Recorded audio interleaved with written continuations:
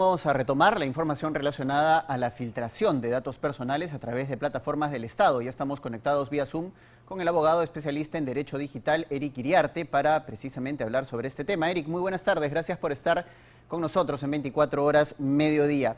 ¿Qué tan grave es esta filtración de datos desde el punto de vista de la seguridad de los datos personales en las plataformas digitales del Estado? Buenas tardes, Paco. La verdad, ya lo dijo la Autoridad de Protección de Datos Personales, esa es una muy grave filtración en la medida de que información que debería estar resguardada por las entidades gubernamentales no ha podido ser adecuadamente resguardada y por ende está en acceso de terceros que además están comercializando, pudiendo con esto afectar a los individuos desde temas que pudieran ir desde la suplantación de identidad hasta afectación o generación de obligaciones financieras o afectaciones económicas y también, claro está, también para ser utilizada, por ejemplo, para actividades comerciales no solicitadas por parte de los usuarios. Ahora, Eric, lo que llama la atención del comunicado emitido ayer por la presidencia del Consejo de Ministros, luego de conocida la misiva enviada por Asbank a la PCM, es que tenían conocimiento de este incidente el 13 de mayo, es decir, el viernes pasado. Ha pasado una semana y los peruanos recién nos enteramos de que buena parte de nuestros datos personales se han filtrado. ¿Qué ha pasado ahí? Porque esto debió haberse comunicado de inmediato para alertar a la población. Dos hechos importantes de señalar aquí. Esto no es un hecho que haya comenzado la semana pasada, ni siquiera el mes pasado. Llevamos décadas en que nuestros datos son gestionados por entidades gubernamentales y que obligatoriamente, además, las entidades gubernamentales tienen que considerar, por ejemplo, políticas de seguridad de la información mandatorias hace más de una década. Desde hace 11 años, la Ley de Protección de Datos Personales establece obligaciones claras de resguardo de la información por parte de entidades públicas y privadas de los datos de los individuos. Lo que ha ocurrido y que lo que fue la carta de Asbank es que, en esencia, múltiples bases de datos que estaban desperdigadas, ya accesibles, como por ejemplo las que se podían encontrar en Wilson o filtraciones que han ocurrido de diversas entidades, se habían consolidado en un producto, por llamarle de alguna manera, y que se estaban brindando como un servicio de acceso. Esta ha sido la alerta presentada, entre otras cosas, por Asbank, no la primera vez, ya se había mencionado antes, y lo que ha hecho la PCM es decir, oye, me estoy percatando de que hay este problema, pero el problema es muchísimo más profundo.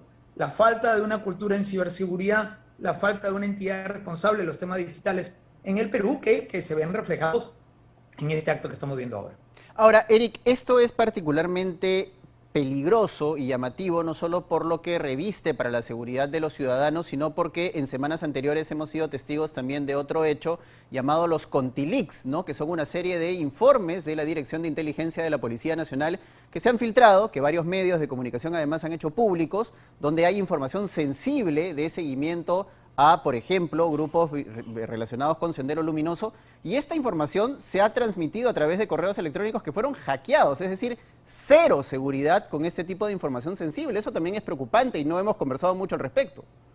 Es preocupante porque son dos escenarios diferentes de ciberseguridad. En el caso de lo que afectó a la Digemin, en esencia es lo que se denomina un ransomware, un secuestro de información porque alguien, un usuario, permitió el acceso a la red interna, probablemente sin conocerlo, sin saber que lo estaba haciendo, secuestraron la información, no se pagó el rescate y evidentemente comenzó a divulgarse esta información.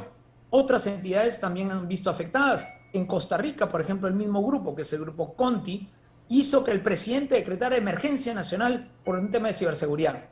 Lo que ha revelado el día de ayer Asbank en la carta, en la misiva enviada, que es lo que ha respondido PCM y la Autoridad de Datos Personales, es un tema de filtración de acceso de banco de datos personales que estaban en gestión del Estado. Son dos temas diferentes de ciberseguridad, pero el mismo problema detrás.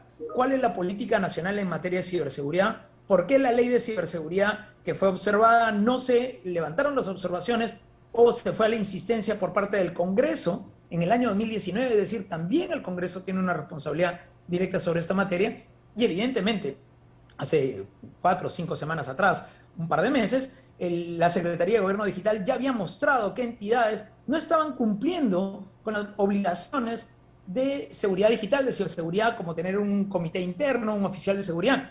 Y lo que mostraban es que menos del 10% de las entidades públicas estaban ya explícitamente involucradas en este tema. Es decir, falta mucho por trabajar, pero llevamos décadas de literalmente estar conectados y que nuestros datos estén fluyendo por Wilson, por ejemplo, por citarte un lugar. Ahora, Eric, tú eres una persona que ha trabajado muchísimo preocupándose precisamente por un Perú digital, por la necesidad de una ley de protección de datos personales, por una serie de temas relacionados a la cultura digital. ¿Qué es lo que falta hacer en nuestro país y que no se está haciendo? Porque el problema, como tú bien dices, tiene décadas, no es un problema reciente. Mira, hay 4 tareas puntuales para ejecutar. Uno, que el Congreso de la República o insista o levante las observaciones para tener una ley de ciberseguridad. Segundo, que se reglamente la ley de ciberdefensa, que está pendiente de reglamentarse por parte del Ejecutivo ahora. Tercero, que se adhieran al convenio complementario de Budapest, que ha sido la semana pasada, y Perú ha sido uno de los países que no ha firmado, que es un convenio de cibercrimen internacional. Cuarto, que desde las escuelas se comience a crear una desarrollo, una alfabetización digital, una cultura en temas de ciberseguridad y protección de datos personales. Y te añado 2 más. Uno, que la autoridad de datos personales y transparencia tiene que ser autónoma y que tiene que haber una autoridad para el tema digital en el Perú. Finalmente, la del estribo, Eric, y te pido una respuesta muy breve. ¿De quién depende la reglamentación de esta ley de ciberseguridad de la que nos has hablado? La aprobación de la ley depende del Congreso y la reglamentación de la ley de ciberdefensa depende del Ejecutivo, del Ministerio de Defensa y de la PCM, y ya lleva al mismo tiempo casi 3 años sin reglamentarse. Y falta una política nacional de ciberseguridad. Muchas gracias, Eric, por haber estado con nosotros y aclararnos el panorama aquí en 24 horas mediodía. Nosotros tenemos que continuar con más.